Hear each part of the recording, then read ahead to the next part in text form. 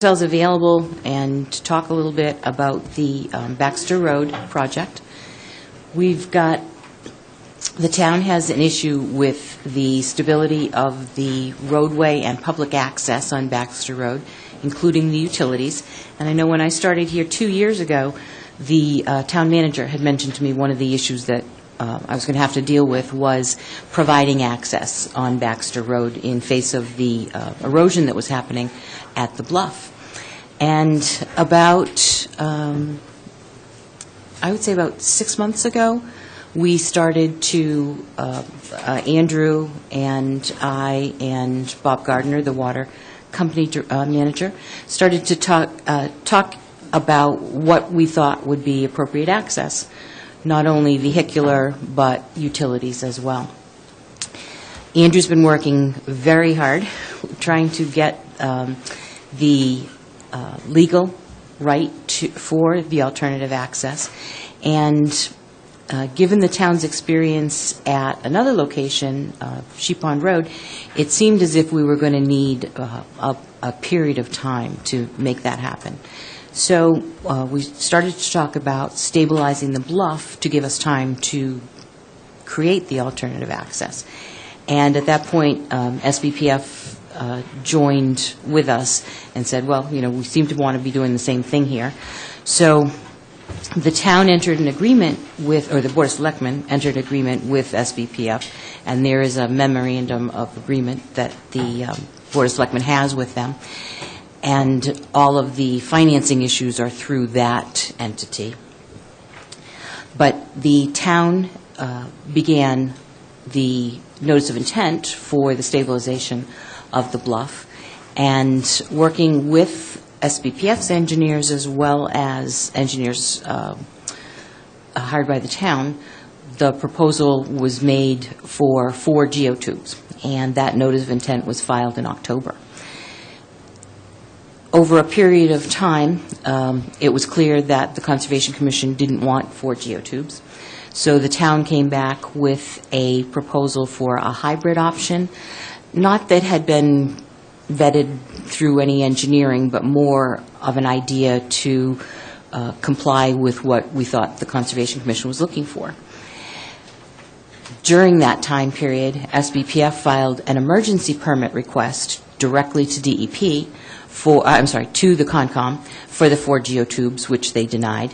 They then went to DEP, and DEP approved that. But as everyone knows, the town has their own wetlands protection bylaw that requires a permit of that as well.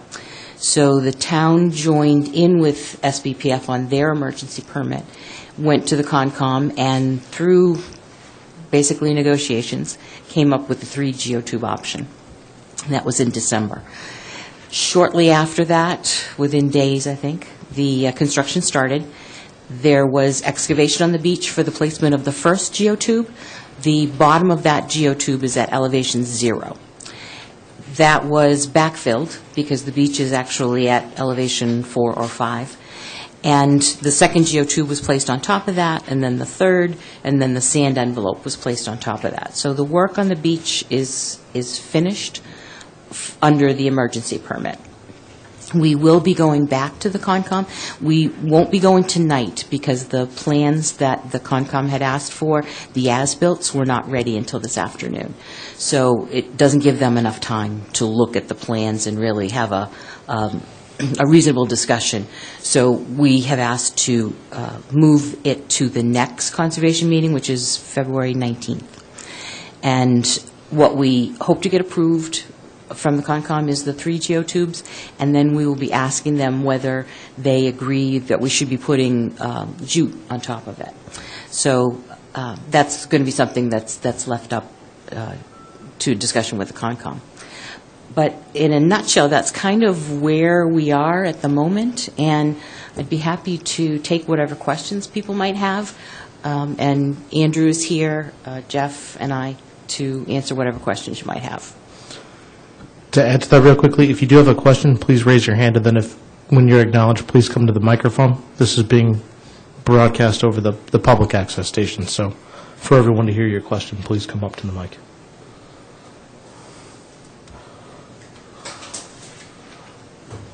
questions? No questions.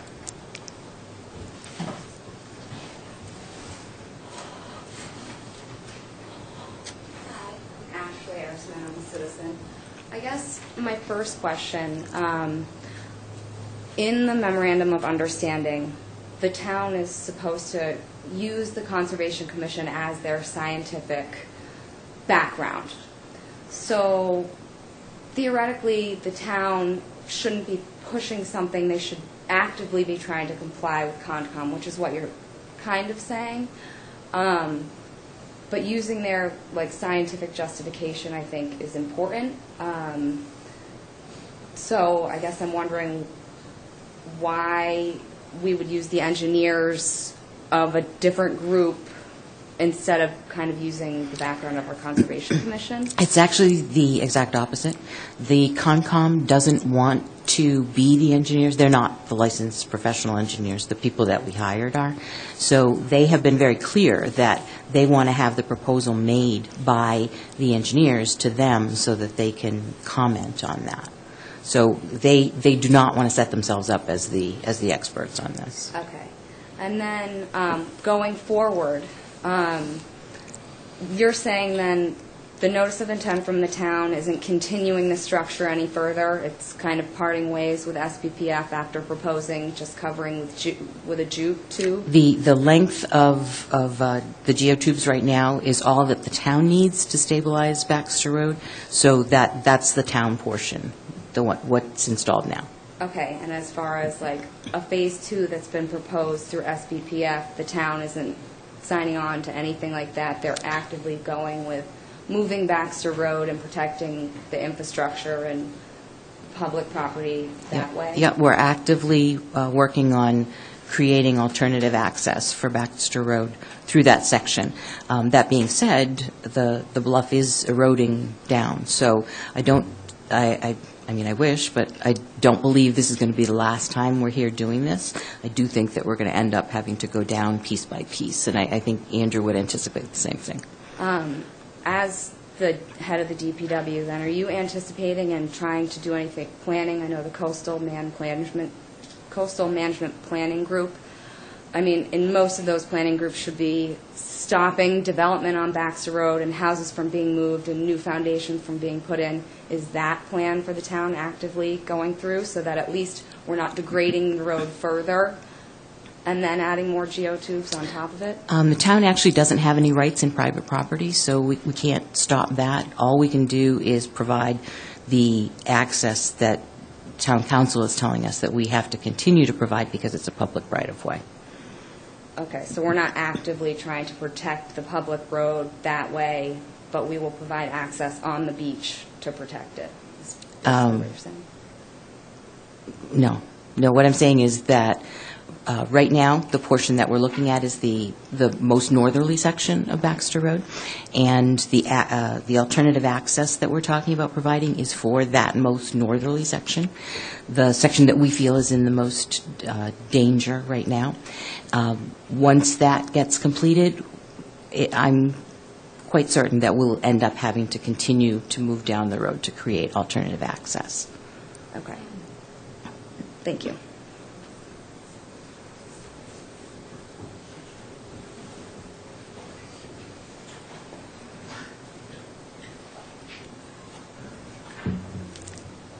I'm Curtis Barnes.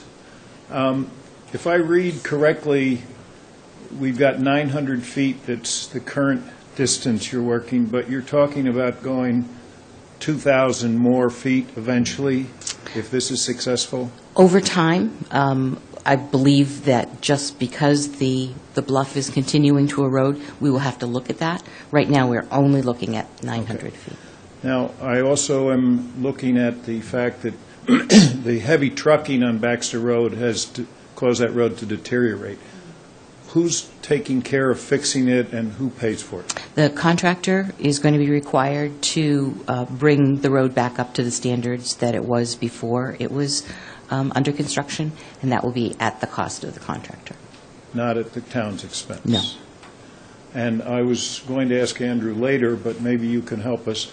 the alternative access that was proposed to go through Sankaty Golf Club, and now there is an alternative. Is there an update on what's happening on the access? Come on down. Yeah, here.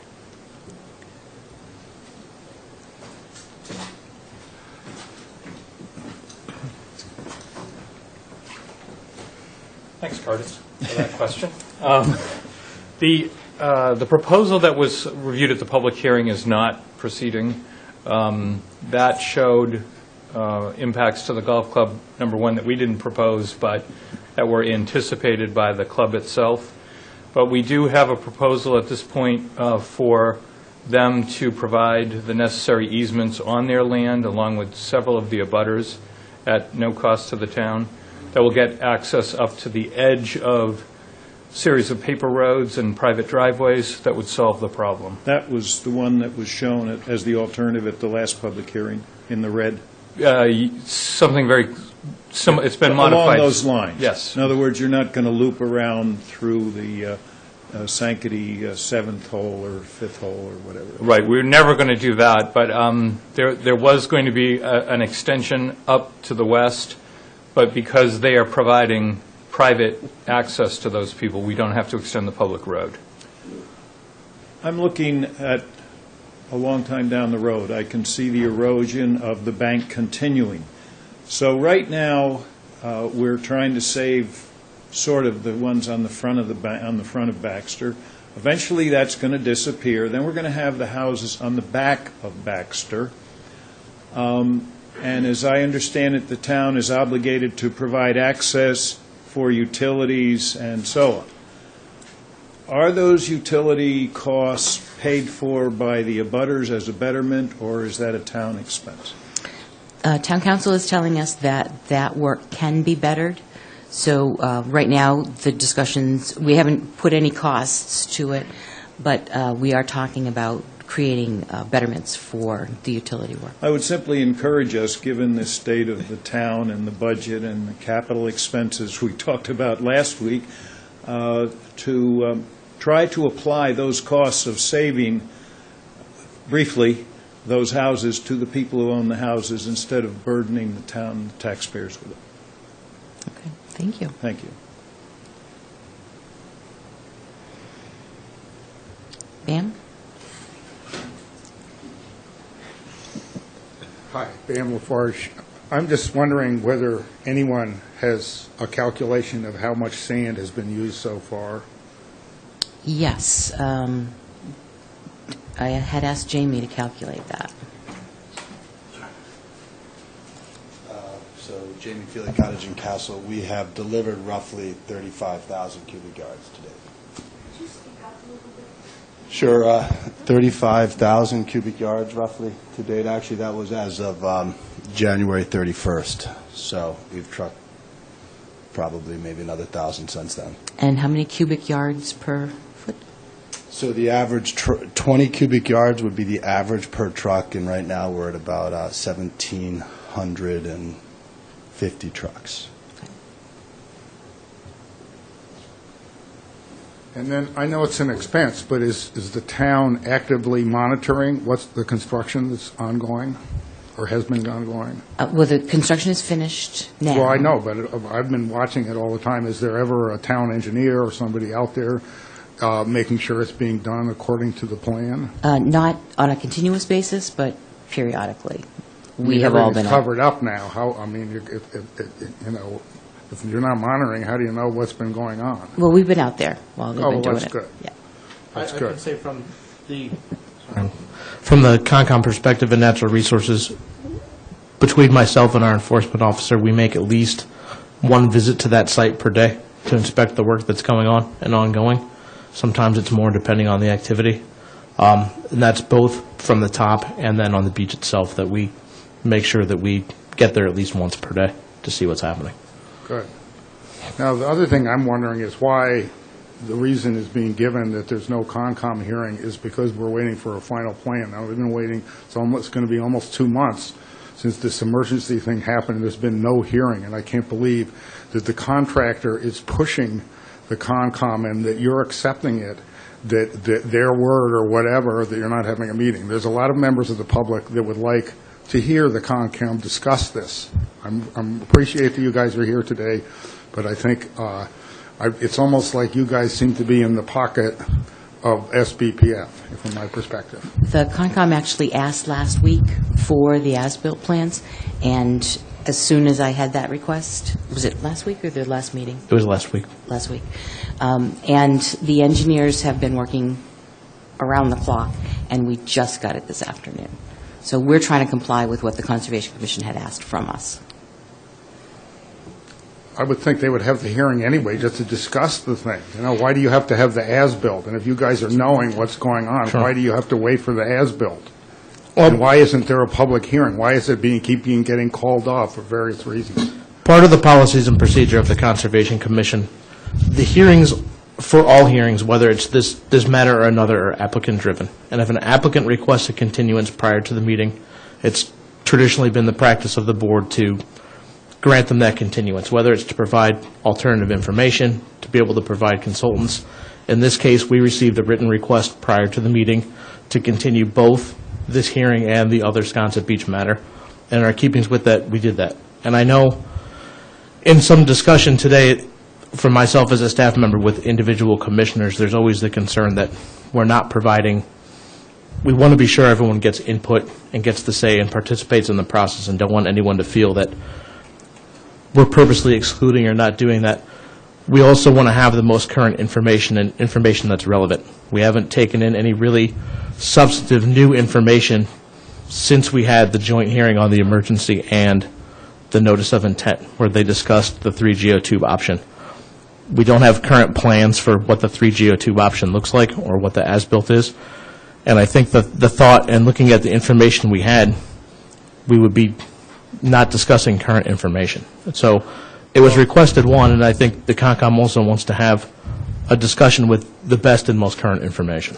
So last week, the reason was that you didn't post the meeting. This week, and you didn't mention anything about that, but this week you're saying is because of the applicant. And I'll tell you, the town is one of the applicants. Doesn't the town have a say in this whole thing? But when we were going through the hearing process, the Conservation Commission made it very clear to me that they did not want to discuss anything that they didn't have the Friday before, and we had, that particular time, we had submitted it on Monday, and they were very clear that they needed time to take a look at it. So I'm trying to comply with what they asked me. So what's going to happen next week? You're going to have some other updated piece of information you don't have, and you're going to call the meeting off again? The hearing off again? No, as I said, it's ready.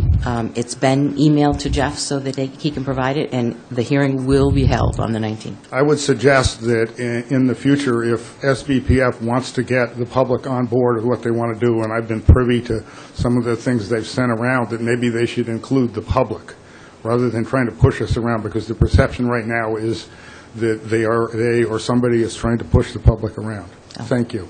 Thank you. Well, I'm not the only one. Anyone else?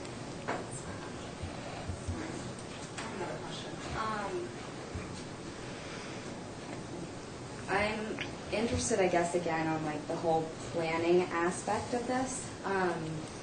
It just seems funny to me that there's obvious adverse effects from geotubes. Not obvious, but many studies, even studies promoting geotubes, acknowledge many adverse effects, downdrift, etc. So we're allowing 1,700 trucks, 17,000, and all these trucks to go down, which undoubtedly weakens the road further, saying that the contractor will pay for it, and then they'll further get paid to extend this thing because Baxter Road's further weakened. But then all these studies show further down there's going to be problems. So will it really be the geotube island that has been passed around by people working on the project? Because really that's kind of the science behind it. Once you start, you can't stop. And I'm just wondering what the planning is for that. The notice of intent is for a temporary structure until the town can make the changes to Baxter Road, creating the alternative access. So the particular notice of intent that the town is a part of is a temporary. I can't speak for SBPF as to what their plans are, but the town's application is a temporary project. Thank you. Carol?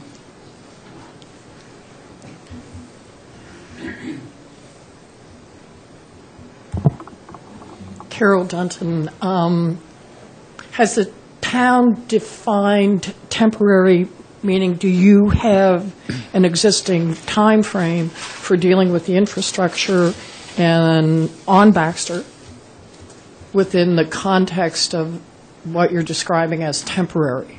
We're going mainly by what the Concom permit can be extended to. It's a 3-year permit, and there can be 3 one-year extensions. So it cannot possibly be longer than 6 years. Hopefully, it's less than that. Cara, probably 15 minutes ago, you used a phrase, and adding step by step, and I don't know what you were referring to. Do you remember that? Talking about moving down Baxter Road? I'm not sure what you were referring to. That was more longer term, and we're not even thinking about that yet. Right now, the only thing that we're acting on is the most northerly portion of Baxter Road, that 900-foot section where the geotubes have been installed. But I mean, in the trying to be as open as possible, this isn't a one-shot deal. Erosion is continuing, and we could possibly be in the same situation further down the line. Does the town realistically foresee extending necessary repairs or moving of Baxter Road out 6 years? For this particular section, hopefully not. I don't know that it would last that long. Okay. Then the other question was going back to the Department of Environment, the DEP's decision. What expertise existed relative to these type of coastal erosions situations? At DEP? Did they bring to bear? That may not be a question that you can answer. Do you want me to try to? I do know the panel of discussion at DEP involved, for our region specific, they have a coastal geologist, his name's Jim Mahala, who specializes in coastal engineering structures and other coastal processes, and he's their main reviewer for those types of projects in the area. And then they also used Massachusetts Coastal Zone Management. Their office provided some review, and then additional regional offices of DEP provided their technical review. So they have relevant professionals that Absolutely. were involved in this decision? And yes, is that a part of the record? I don't know if their deliberations are released to the public. I could certainly check with DEP, or I would encourage you to do so. I know they've issued out their letter and their decision that came with it. I know it's been posted for the granting of the emergency certifications and their conditions and whatever discussion they included in that, but I don't believe that they release what they had behind closed doors as part of that discussion. The reason I ask it, I think there's significant public interest in what backed up that decision. But I'll follow up with you, Jeff. Thank you. Sure.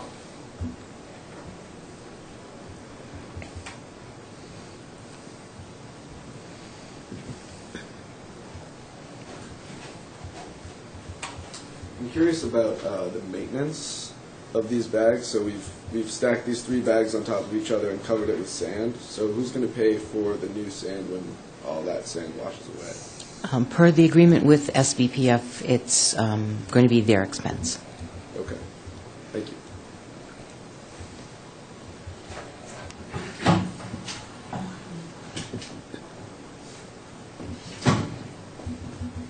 Hi, Dirk Raghavan. I represent the Quidditch-Squam Association to the north of this project.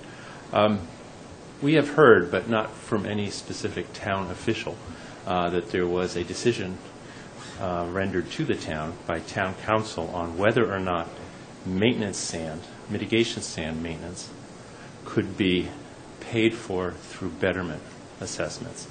There was an understanding that certain infrastructure could be charged through betterment, but not ongoing cost. I don't know whether you or Andrew are aware of that decision. Maybe somebody could explain what it was. Are you aware of it? Unfortunately, none of us are aware of that decision.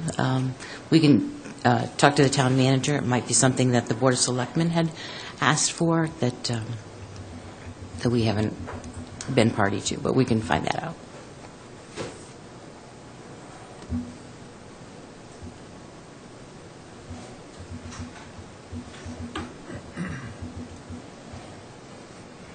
It was my understanding that it was just utilities, but we can find out.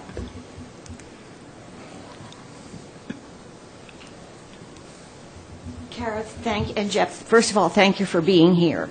I think we've had lots of questions and have been looking for an opportunity to ask them. And I have just some brief questions, two of which are about the construction protocol.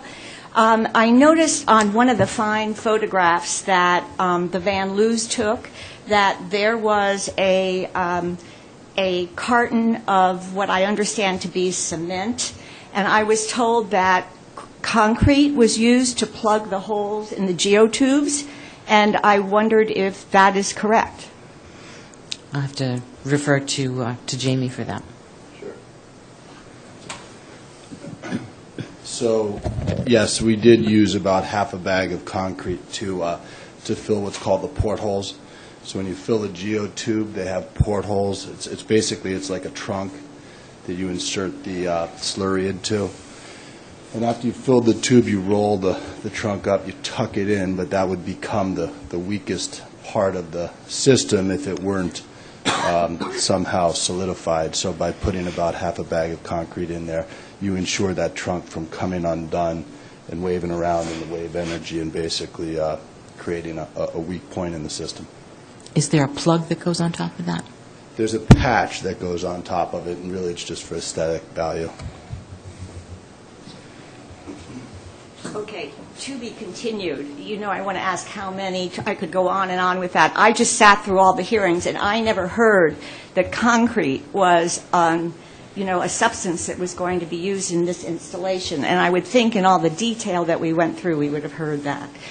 My second question is, late in the project, there were photographs of work that was being done. It looked like the installation of PVC piping that was coming from the road, that was being installed down the face of the bluff, and at the base of the bluff had a goodly amount of gravel. Again, having sat through all of the hearings, I don't recall that that work was ever discussed or was involved in the permitting. Yeah, it was not. The Mark Haley, the professional engineer who was assisting or directing the work from Haley and Aldrich Engineers, came to take a look, and I don't know how many of you would have recognized the wetlands on the west side of Baxter have an outlet on 91 Baxter. Below the organic layer, there's almost a waterfall that comes out when the wetlands builds up.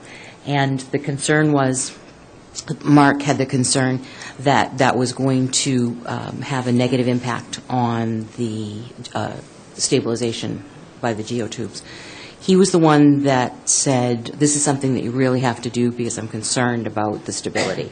So, yes, it was installed without a permit, and that was not the best decision. It is still there, but it's not connected. There's been a break and 2 caps installed, and SBPF may be coming in the future to get permitted for that. But that's not something that was included with the emergency and is something that will have to be discussed with the Concom separately from the notice of intent that is going to be filed. Kara, thank you. I have to say I'm somewhat taken aback by that. So was the town aware that this work was being done? Not until I was out there Friday, and I saw it on Friday. So you were not aware ahead? I mean, the public wouldn't be aware unless we saw a photograph. I'm sure the photograph was taken at one point in time. We don't know what other work has been done that wasn't photographed. So I think going back to Bam's question, have we had any independent oversight of what's happening there? Well, I do know that, for instance, the returns on the ends of the geotubes were not installed. They were not, correct. Because that was not part of the permit. And the installation of the pipe was really driven by the engineer who was assisting in the construction. So was it the best decision? Kara. Probably not. Okay, Probably not. the engineer is SPPF's engineer. Holly and Aldridge is the SPPF's Yes, engineer. yes. Okay, thank you. All right, my third question is, to refer back to Carol's point about DEP, could you tell us what involvement town officials had, if any, in conversations with DEP about getting approval for the geotubes? There was a site inspection on the bluff. Correct. That the town was a part of, and I would have to ask Jeff if there was any direct contact with him it was Jim Mahala who was out doing the site inspection. Okay. And we were able to speak with him at that point. Sure. So that on-site was being conducted in the time that the 4 geotube design that had been denied was under appeal. Correct. So DEP came out and performed that on-site that I know a number of us here were in attendance at. They performed their on-site. Jim then takes that back to the state offices, and that review and then that appeal was ruled on solely by DEP. And that's pretty typical for their process, is they come out for their on-site and then they rule independently. If they have questions for clarity or informational questions that they have that they know we have record of, they'll occasionally contact us to get that information, but they pretty much do that independently as part of their decision-making process. So there were no other meetings that you know of or any other conversations between the town and its partner, SPPF, and DEP? None that I'm aware of. Other than the on-site? Correct. Or any written materials that are part of the record? None that we were invited to or participated in. Perhaps SBPF could answer that? I did have one with Nicole Burnham from Malone and McBroom, but that was before the emergency permit. That was not, we weren't discussing the emergency permit. Okay. I'm just thinking, as we're answering these questions, you are answering for your partner also, right? Because your partner's in this. So if there is an incorrect answer, you would correct it or add to it, just so that we as the public could be informed?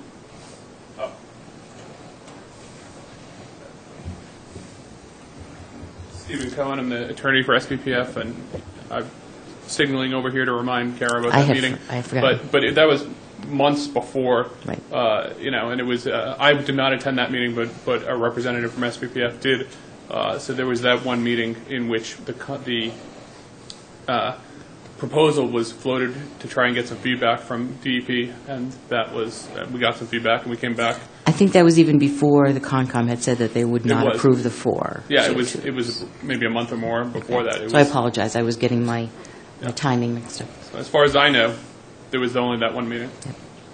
Thank you. I think just for those of us who have sat through the Coastal Management Plan Work Group, it's very puzzling to us how DEP could approve something that is so antithetical to the best practices that the state has provided for communities.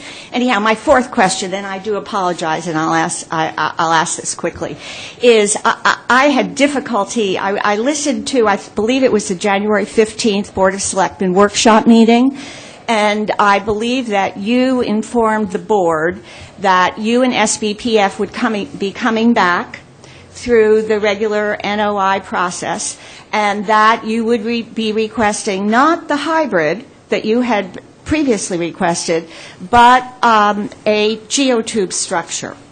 I believe you said a 3-layer geotube structure as has been installed. According to the terms of the MOU, the town agreed to abide by the permitting of the Concom. The Concom has taken, I believe, 3 votes against geotubes, preferring instead a soft solution, and asked you to come back to think creatively, and you came back with a hybrid solution, And you did that under the emergency certification, and they approved it 5-1. When SVPF came in with an all-geotube proposal, they denied it 5-1. The only reason the 3-geotube project, which has been installed, was permitted was because you told the Concom that jute was unavailable. Right. And they permitted it very reluctantly. Given that context, how could you make the decision to not come in with a hybrid? It was an engineering decision. When, as I said, the hybrid solution that we proposed, the 2 geotubes with the jute, was not vetted by the engineers. And when the engineers looked at it, they said, it's really not going to do anything for you. You need the stabilization at the toe, and the 2 tubes at the bottom are going to be covered most of the time, and it's not going to stabilize the toe where you need the stabilization. So that's when the decision was made to stay and ask the Commission for the 3 geotubes. So it was between the time that the Commission had approved the emergency and the time that we came back for the notice of intent.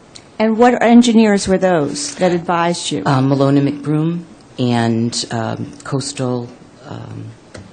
SPPF's engineers? Right. Okay, thank you.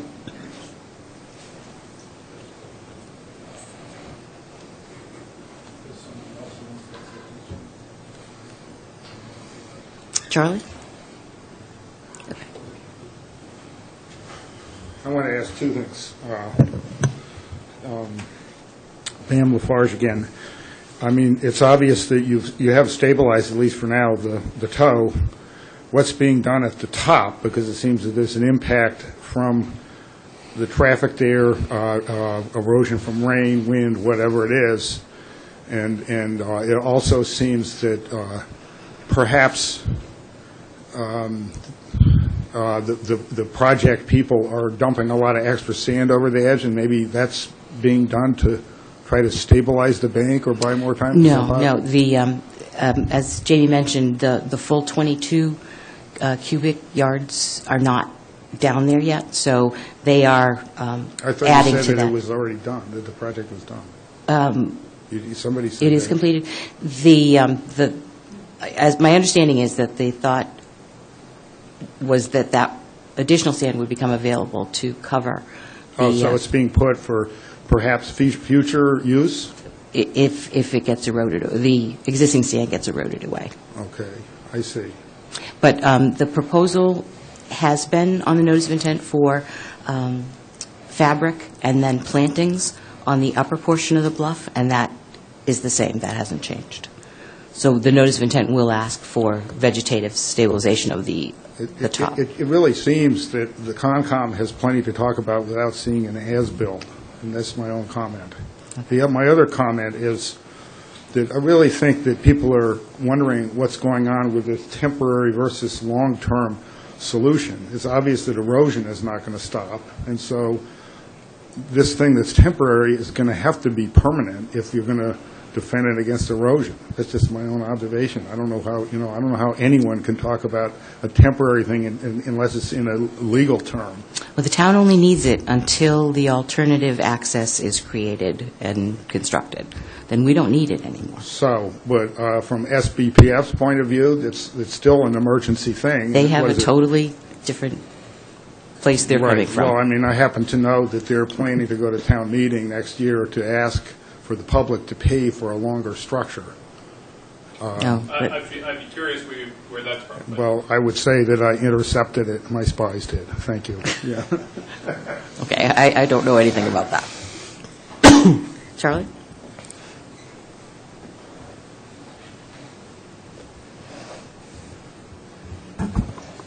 Charlie Walters. The emergency permit, if that's the correct terminology, expired around the middle of January. But there was still work going on there a few days later, and I don't understand how that happened. The DEP had allowed an extension of 5 days to complete the sand installation. Did work end on that 5th day? I believe so. Did it? No? I don't think it did. I think I saw photographs.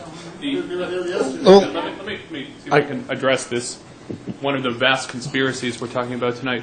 The DEP issued an extension, I think it was a week, that allowed for finishing the project. 7 days, right? Yeah. Outside of that permit, the permit issued by DEP, which was also adopted by the Concom, requires maintenance and additional sand mitigation. So what you're seeing is all permitted sand that is required to be put there. There's no... all I'm here... I wish that SBPF had such vast control over everything that everybody's talking about here, but I can assure you that that's not true.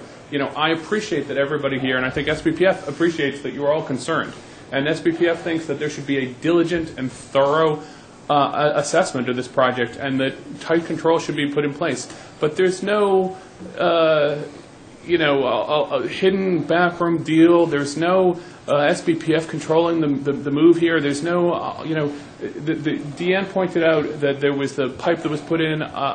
You know, I didn't even know about that, but that is something that is being applied for through the NOI process, and it will either be permitted or removed. But you know, aside from that, this is something that is being done extremely publicly. It's being privately funded. There is a temporary public need that is being served. There is a more long-term private need that is also being served now, and that my client hopes will continue in the future. And you know, the idea that all this stuff is going on, I think, is you know, just not true.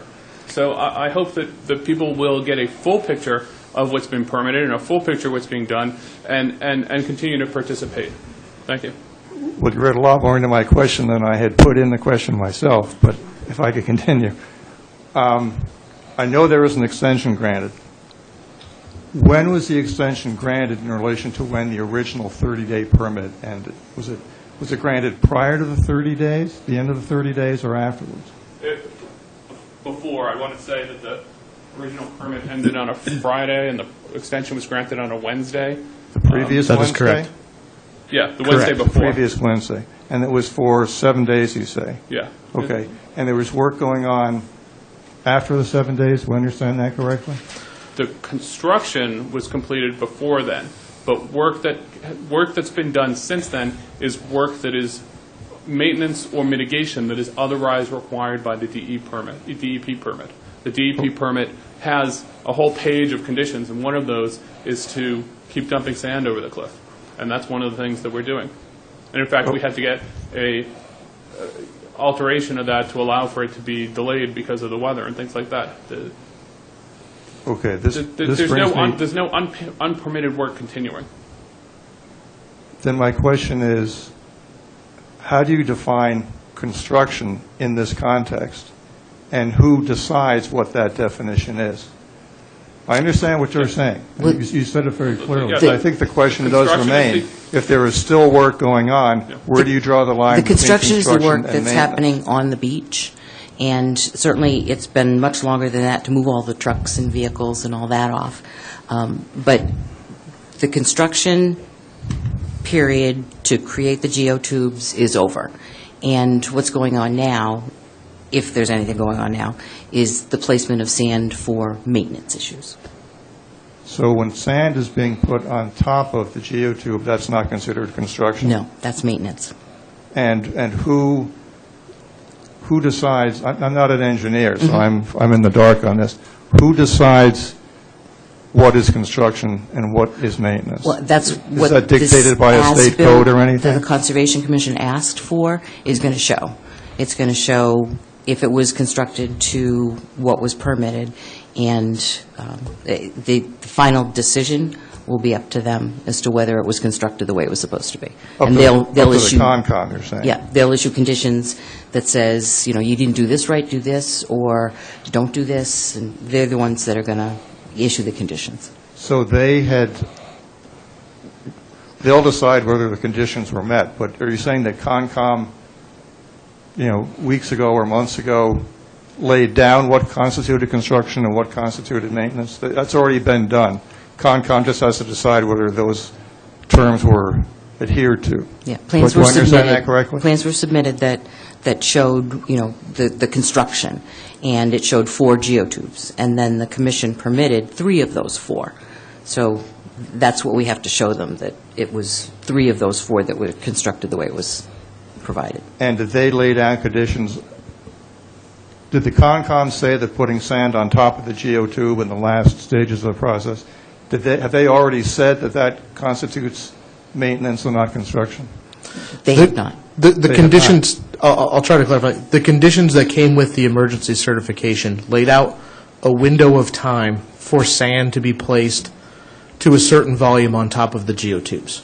They set out a period from January into March for 19 cubic yards per linear foot to make it on top of the geotubes. So they have that window of time to install and maintain that amount of sand. And then beyond that date, they have to install up to an additional 4 cubic yards per linear foot as part of that certification to make it up to the 23 cubic yards per linear foot for that. Now, through the process, post-emergency certification where that's included, the Concom still, and as required by the state DEP, at some point the Concom is still going to have to issue an order of conditions for what I'll call the long-term, so in this case the 3-year life of this structure, and then if it's extended beyond there through their hearing process, extended, still has to grant an order of conditions. That order of conditions can still include anything up to and including, a change in the type of structure, a change in the nourishment volumes if they feel unnecessary,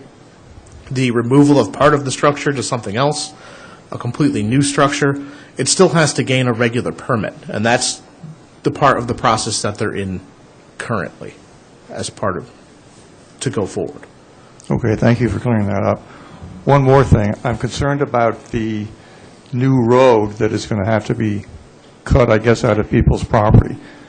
I assume that's going to require some eminent domain, perhaps. But can you talk a little bit about how many property owners there are involved there, and have discussions been going on about that? Yep.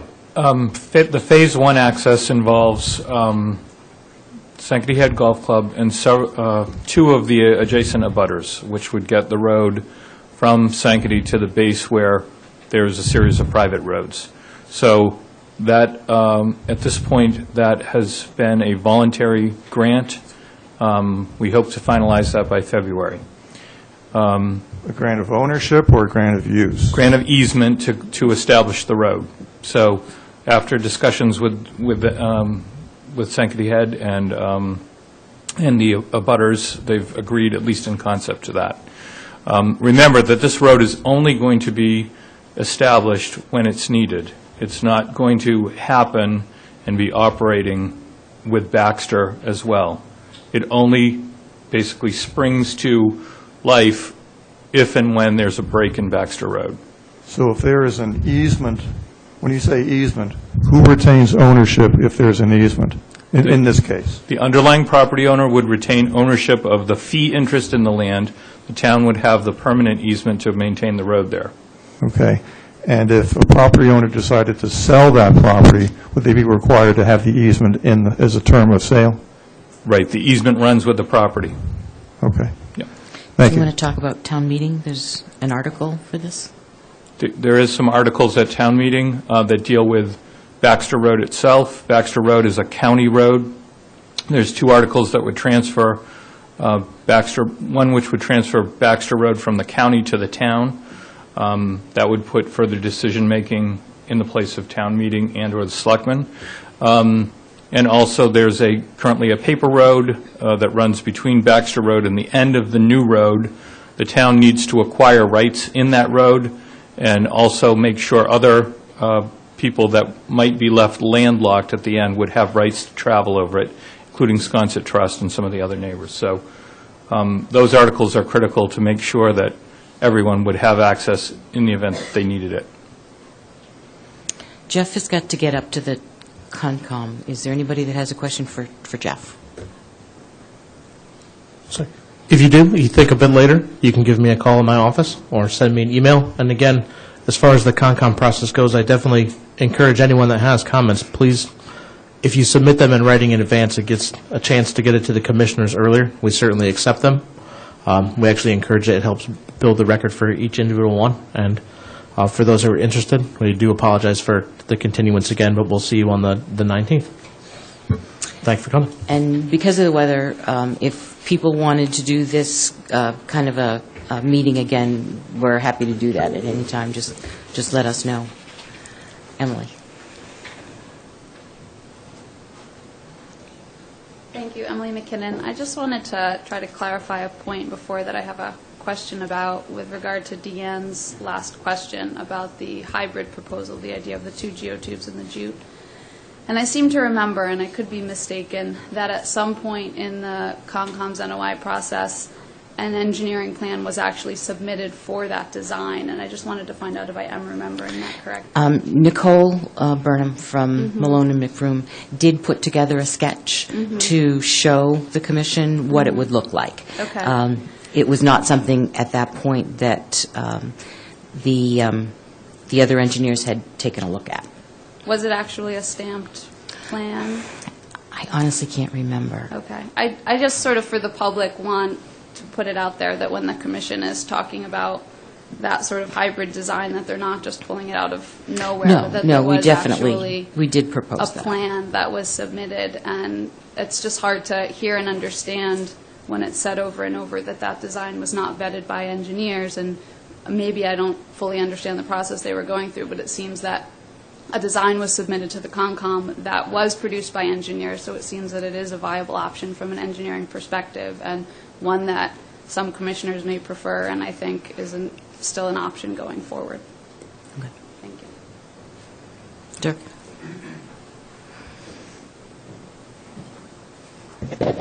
I'm slightly confused now listening to what Andrew just said, because as I understand it, the town submitted an application for a temporary geotube, and it's only going to be there for as long as it takes to develop the alternative access to these buildings. But what, Andrew, you just said is you're developing easements for alternative access, but those won't take place until the road fails, which means the geotube fails. So you have one department saying that the geotube is temporary until the roads are taken, but then you have a different department saying, well, no, taking the roads isn't going to happen until the geotube and Baxter Road fails. So just means Andrew's more optimistic. it seems like each person's going to be waiting for the other person, and we're going to be stuck with a geotube that just sits there forever. So I don't know, is there somebody calling the shots between the departments, or is everybody just working independently? How's that working? My job is to make sure that there's emergency access in place if it's needed. So, and my job is to make sure it gets built when it's needed. right, So we're both doing exactly what we're supposed to be doing. right. But no one's anxious to start putting new crossroads into people's property and disturbing the landscape or any other thing out there. And I think you know that. So the point is that as long as Baxter Road is functioning and providing access, then it's going to be used. If it has to be closed and is no longer available, there has to be an option to people's properties, to get to people's properties, which is from the Sheep Pond Road experience. And our engineers have told us that if the bluff gets within 25 feet of the road, and the closest point right now is about 6 feet away, in my estimation, that's imminent.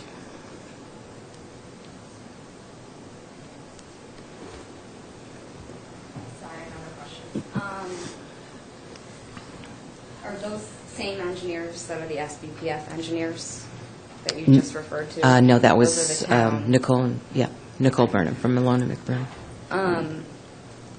So, that being said, it doesn't seem like anyone is actively planning for the future and thinking about adverse effects down the road. And I'm just wondering when that's going to happen. I guess I would. These statements are like, if it happens again, I guess I'm just reiterating what was just said. But the whole plan is like, we need the future planning. We need the adverse effects don't come tomorrow. They're not seen today. They can be 5, 10 years down the road, and it just seems like we're sitting on our heels waiting for something, and I'm just wondering. Well, I'd have to why. disagree, because Baxter Road has become my new full-time job, and we are very much planning ahead, and that's why we're here. That's why we're working on trying to create alternative access. I guess just from the public standpoint, some of the statements don't seem that way. So. Well, I just might add, I mean, in our department, we are actively, we have for the past 10 years or so, we've been actively taking land that's vulnerable to erosion, removing it from high-density zoning wherever we can, pulling areas that had dwellings at one time on it, lowering the density, removing those areas from the sewer district so they won't be rebuilt in that location. But there is a simple reality here that some areas were fully built in maybe the wrong areas. And in those are the biggest challenges that we have.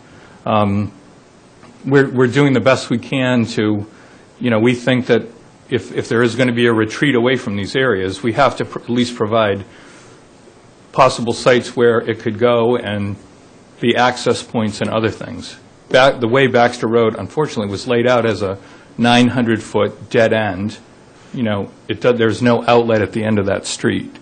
And we're starting to see some other areas where, again, we're having to move houses back. But when we do that, we at least follow up with the zoning changes. But part of it is there was a built environment here long before we got here, and we have to do the best we can to prevent new areas from growing up. But at least in the existing areas, I mean, there's not always a lot of choices. Thank you for your answer. I feel like that was one of the more open answers, and I think, again, coordination between the groups is a little bit more important Well, for and the I think public to have that- any understanding in what's going on. That's why it's a great idea to have something like this, because, it helps us to know what the questions are that, we're not getting out there. So that's great. Thank you. Carol? Do you have to go Carol Dunton again. A point of clarification, I think, on the PVC pipe from the springs that are up there. The SPPF people didn't inform anybody ahead of time that they were doing this? They just did it? So it was something you had to discover, Carla? It was pointed out to me by them. Because technically, it's a good idea. One or the other. But it seems like communication should have been better from Well, the their engineer was pretty concerned about it and felt it was something that should be addressed quickly. Right. But do you feel the town should have been informed ahead of time that they were moving ahead and doing that? They informed us, I think, as soon as they decided that they were going to do it. Oh, so you knew it before it was done? It was, when I saw it, it was completed. Right, but you knew beforehand that it was being done? No, I found out when I saw it. Thank you. Deanne? I think one of the things that confuses us is that we know this is a partnership between the town and SVPF, and I really wish that Steve and Jamie were up here to answer some of these questions, because to the public, and we're the owners of the beach, we're the owners of the beach that the bulldozers and the steam shovels were on. We own the beach. We're confused because we hear you say, Kara, this is a temporary project. We sit at the Concom meetings and we hear you say, this is temporary. And then yesterday, a communication goes out from SBPF to supporters in the community saying this is such a success and we intend to extend it and we will never need alternate access. We might not even need it for 50 or 100 years. So they are your partners, and they are not communicating temporariness to us. At the same time, I'm saying it's temporary for the town's issues, it's temporary. It's a partnership, but they have their intentions and we have our intentions, and for us, it's temporary. And I'm sure Steve would stand up right now and say they would prefer that it be permanent because it seems to be doing what they would like to do to protect their properties. They're protecting their properties, the town is protecting the road. So while it's a partnership and they have generously agreed to pay for it, we are protecting two different things. They're protecting properties, we're protecting a No, road. I understand that. The town has short-term goals, and SVP have longer-term goals. That's correct. And they aren't the same. Correct. But let's just talk about that trigger that would trigger the town's emergency plan to close Baxter Road. That is, if the edge of the eroding bluff comes within 25 feet yeah. of the easternmost edge of the asphalt, that would trigger your plan to close Baxter Road.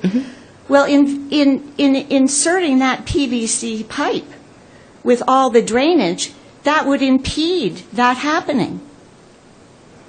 Do you see what I mean? I mean, in SVPF's interest, they don't want it come close to the road because they don't want that emergency plan to be put in effect because they don't want Baxter Road closed, and they want Baxter Road there. So there's a cause and effect. I mean, I think this is a very serious situation. You mean the partnership that the Board of Selectmen has made with them? I mean about this unpermitted work that went on. And I believe the Concom will take that up. I'd be surprised if they didn't. Okay, but the Concom in some ways is, we're all the town, we're all the government, we're the owners of the beach. You know, this is a town. I realize this is a very awkward and difficult situation for you. You have a Board of Selectmen that voted 3-2 to do this, and you are a very good public servant who is doing what you're being told to do, as is Andrew. We understand that. Maybe SVPF ought to hold a public information session for us. Well, maybe if, I mean, I didn't invite them up because I wanted this to be the town answering the citizens' questions. If it's something that the people would be interested in, we could arrange a time that we're all here to answer questions. Well, that might be good. I think one of our perceptions is that SVPF has used their partnership with the town to get something they wanted, and that's hard armoring the bluff, that the town would have never done on its own, and they couldn't have gotten on their own. Oh, I have to say that, taking them out of the picture, that our engineer had made the proposal for geotubes. They looked at the jute and they looked at the core, and it was not hard enough to stabilize the slope to a point that they were comfortable to say, yep, you can take your time in trying to do all the work that they knew we still had to do to create the easements for the road. And they are the ones that proposed the geotubes.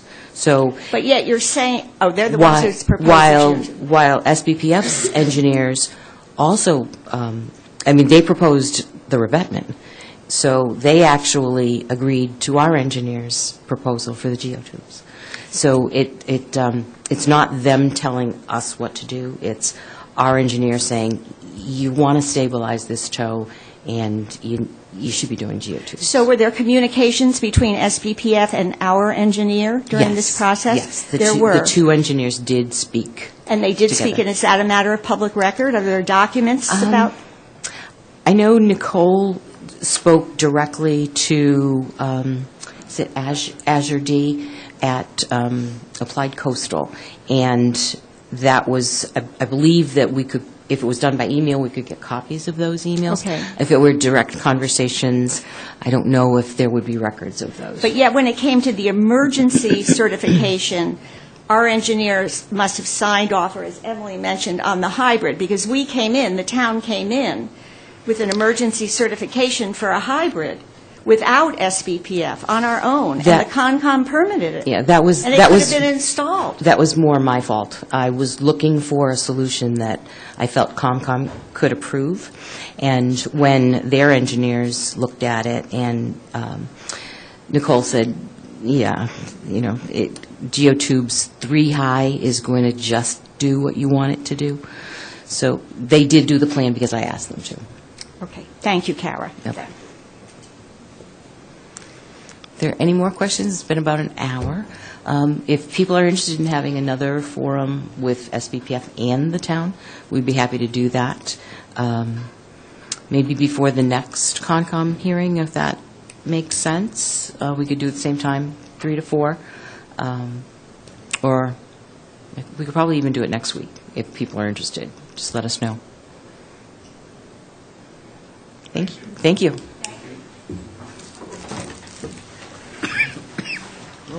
Wanted to cough the whole time.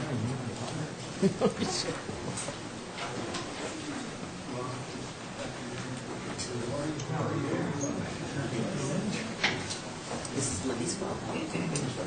Yeah, please. I'll hold her all four. You can hold her and I'll punch her.